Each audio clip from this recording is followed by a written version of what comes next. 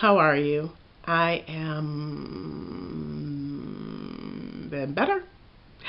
I'm very nervous about making this video because I feel like I'm about to go against popular thought and opinion, which normally does not bother me because, I mean, seriously, I crazy colors and, I'm basically a rocker hippie. I'm like, so, never really gone towards the grain ever. Been always against it. Most of the time. Anyway, so, I've been very nervous about doing this because I don't state my opinion on here generally. I mean, the closest that I've come to that is reviewing a couple of books. But usually I just come on here and I'm just like, hey, this is what I'm writing, this is what I'm doing, this is what's going on, da-da-da-da-da, this is my life. Well, as you know, part of my life has always been NaNoWriMo. I say always, it's been that for the last 15 years, I think. Maybe 16. It's been a long freaking time. So, recently, they have developed issues. A lot of issues. Quite a few issues, problems that are becoming problematic almost. Maybe in some ways they are becoming problematic. So here's the deal. Generative AI is not okay.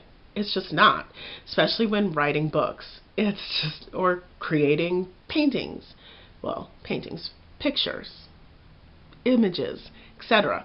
Just not okay. And I wish that the Nano organization had said it clearly and clearly, and why can't I think of the word? Clearly and unequivocally. I wish that they had said clearly and unequivocally, generative AI, not good. We don't like it here. We don't want it. They didn't, and not differentiating between the useful tools of AI and the harmful aspect of having works written by generative AI, I feel is where they really started to mess up. Where they really screwed up is when they called people who didn't like what they said classist and ableist.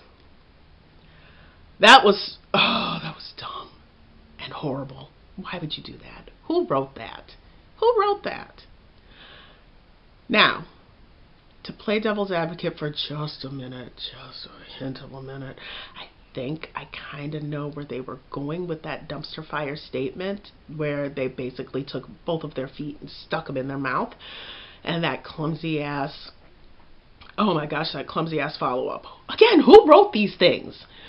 So, play devil's advocate, I think I know where they might have been trying to go with it, because as a neurodivergent woman of limited means, I think they were trying to speak to my experience, and again, took both feet and shoved them down their throats. I use AI tools because I use them to clean up my manuscript. I mean, I didn't take it as them telling people like me that we couldn't write a book without AI writing it for us. I mostly took it as the tools that are used to edit and clean up manuscripts and all of that. I do that. I use them. I don't see anything wrong with those. Of course, they're not writing the book for me. They're just making it more readable for other people. Because I am not the best with grammar, at least written. Speaking though, top notch. Not all the time. A good amount of time. But not all the time. So things like Grammarly kind of help. So I took it to mean that because I, at this point in my career, cannot afford an editor. Even at rock bottom prices, I can't afford one. So I feel like that's what they were trying to speak to, but I would never call anyone who didn't agree that they were being classist and ableist. They're just not. They may be seeing it from their own perspective, and it may be a perspective of someone who is neurodivergent or has limited means or all of that, and they see it from a totally different angle and aspect. Totally fine. Just saying that right now in my life, the way that it works, I need those particular things. Now, again, I hope I am not being too generous and giving them too much of the benefit of the doubt on this. I can just hope for right now. Hope, wait, see. That's what I can do. Now, as for Nano itself, I use that also kind of as a tool. I use the website to, okay, let me rephrase that. Or at least let me make it clearer. I use Nano as a tool, as goal setting. I know that once a year for a month, I'm going to focus in on my writing, and I'm going to get, if not a book completely written, I will get a jump on a novel. And that's usually what it is a jump on a novel. Let's be 100% on this. I haven't finished a novel in forever. I just have only finished a novella and gotten it published. Well, I published it myself. Anyway, not the point. Oh, by the way, if you're interested, link is in the description. So, that's what I use Nano for. And I use their website to keep track of my words, my word count, and to keep on track with the daily goals and all of that. And I really like at the end when it says you won, with all the confetti and the yay and all of that kind of stuff and the little certificate. I love that. Okay, I do. I've always loved it. It is part of the thing that pushes me every November. Pushes me to write that book. Pushes me to get to that 50,000. I also use it to socialize with local writers and new writers, people that I only see once a year. I usually am too busy.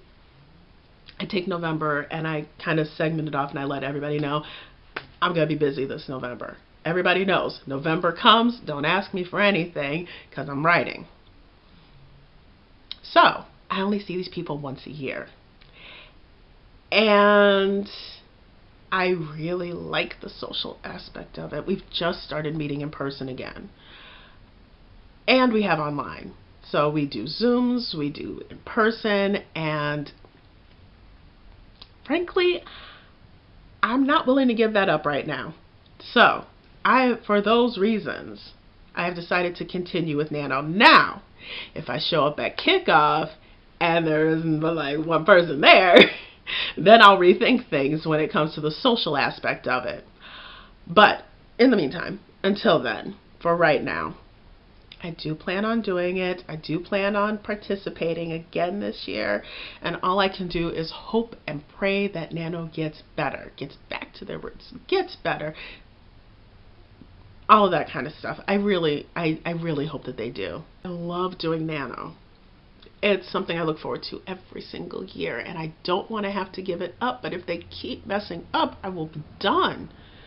This is like final, the last one. It's like the icing was the stupid statement on the craptastic cake that they have been building.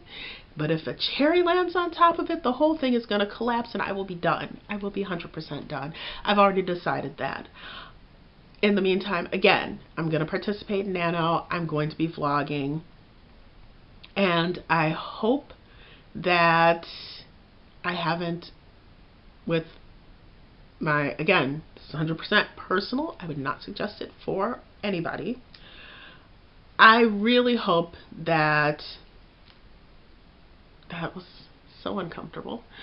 I really hope that no one is, I want to say disappointed, But in order to be disappointed, you have to have expectations of a person. And you guys don't know me well enough, I don't think, to have expectations.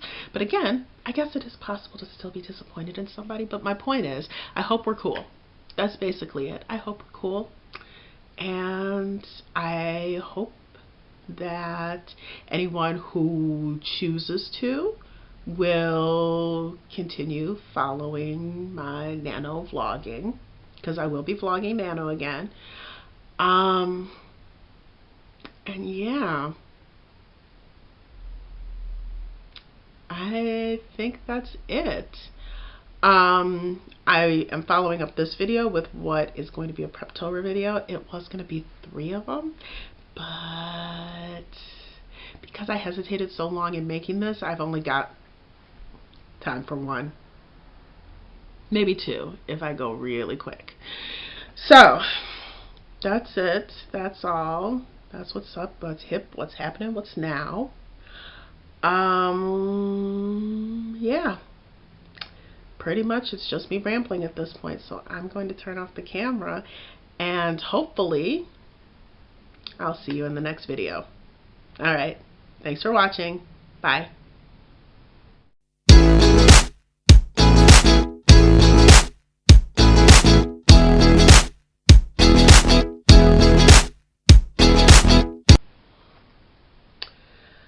Okay, I'm not wearing my glasses, which is weird. I recently started wearing glasses, and yeah, so I'm a little fuzzy, and I can't tell if I'm fuzzy on there or fuzzy everywhere else, you know? Does that make sense? No, it doesn't. Skip it. Anyway.